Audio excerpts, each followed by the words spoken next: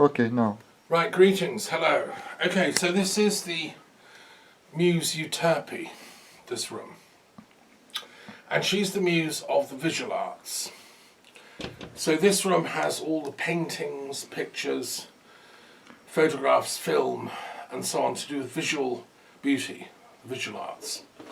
There's a large collection of books on painting, sculpture, all different varieties, different kinds. We are not far from Amboise here, where Leonardo da Vinci died and is buried. We had a day school on Leonardo da Vinci's work. He was a typical Renaissance genius that has inspired me. And he was also much more learned in philosophy than people realise. So I'm interested in the philosophy of art, fine art. What is it that, again, it's like a form of mathematics. Symmetry, the paintings of people like Poussin, where they build into their paintings these complex geometrical shapes and patterns. That's very interesting in this room. We also have a collection of paintings to do with peace.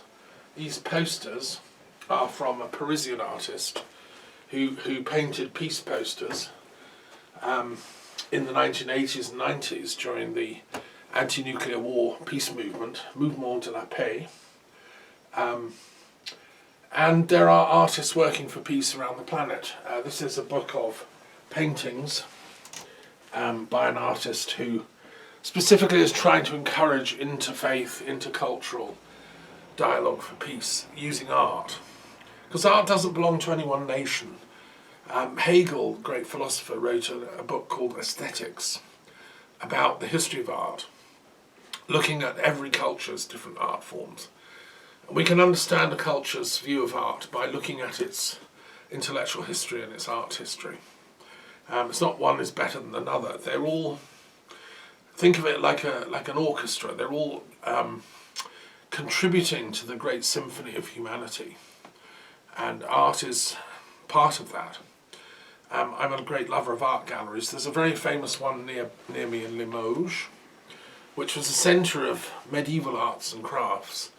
Particularly they were making enamels, very detailed miniature paintings with enamel, and there are examples in the Limoges Museum.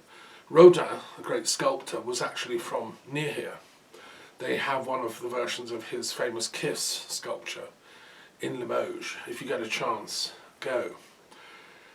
So, and also there was the School of Arts in La Creuse, the river after which this department is named.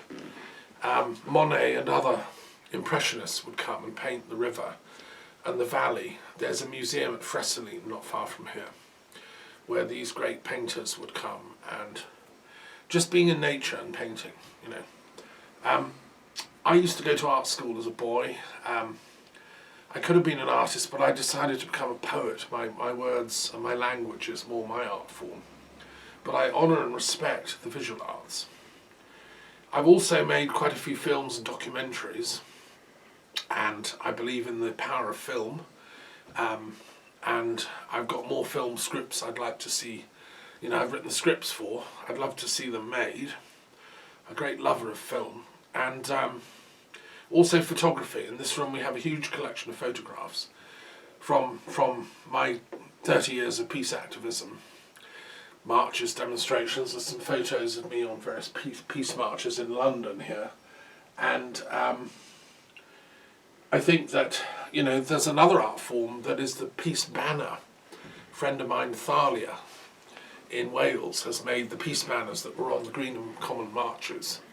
I organised an exhibition in Shrewsbury Museum where we showed some of those. So there is a sort of peace art tradition that's developed. And I'm a great believer that the arts are more powerful and more important than the arts of war, which are destructive. The arts of peace are about beauty, celebrating life, be it in fashion or costume or face painting or street art. All these are in this room, which houses also a huge CD collection, a lot of interesting films that people can come and watch. Many of them of historical importance. I've got films about the birth of most of the religions of the planet. films about great philosophers and so on.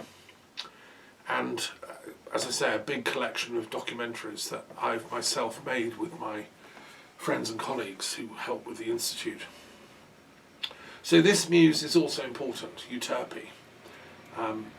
And yeah, the visual artists of the world, they need support. We should be helping fund them instead of funding weapons of war. One of my sorrows about Ukraine is that Mariupol was a great centre for the arts. Universities there was a theatre. These people were great artists, loving life. And then the Russians come and bomb the entire thing. And even bombed the theatre where 1,000 women and children were taking refuge and killed them all. I mean, that's desecration. The great philosopher Skovoroda of Ukraine, again, there was a museum there, like this place, a small museum, dedicated to his work. He was a great philosopher. The Russians sent a missile into it and blew the whole thing up, and injured the son of the director who was there at the time. I mean, that's anti-art. I wrote a poem once about the anti-muse. Just as there's an anti-Christ energy around, there's a kind of anti-muse energy which hates beauty, hates love, hates creativity. That's what we're up against. Freud called that the thanatos instinct. There's a sort of death urge in people. Well, I would say libido is better than thanatos, and the muse is more powerful than the anti-muse. But we shouldn't underestimate what we're up against, this self-destruction urge in human beings.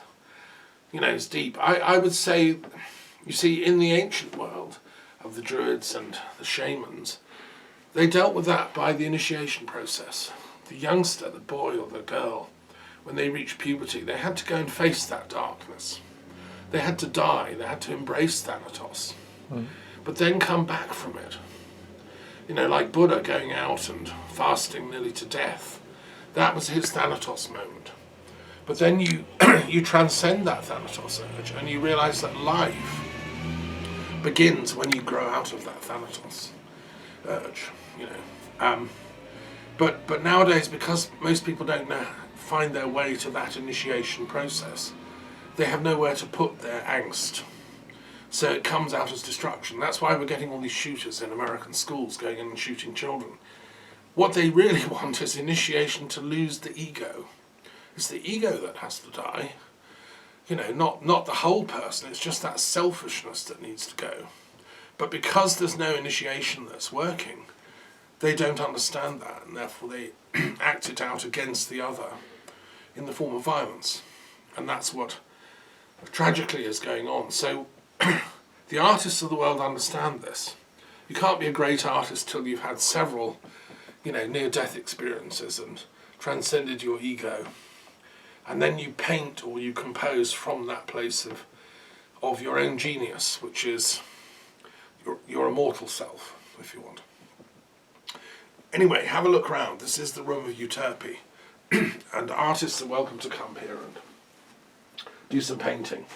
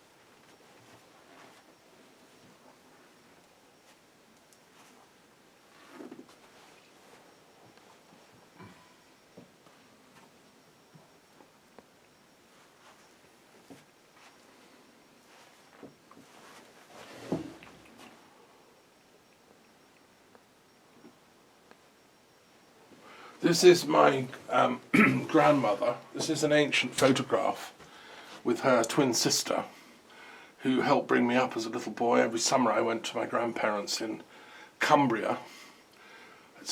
We have some very old photographs here. And this is interesting. This is